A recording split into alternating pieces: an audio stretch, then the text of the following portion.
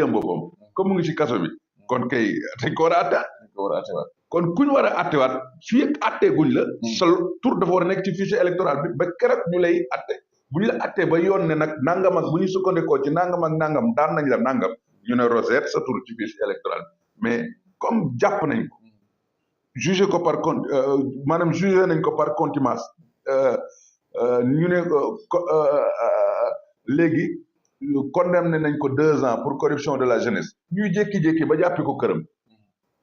mais par contumace mooy di atte koo xam ne néewul ci réew mi néewul ci réew mi te or nga biñ koy atte moom mu ngi biir woon këram léegi nag njuumte fi mu am ne mooy bi ñu ko xasee ba jàpp rek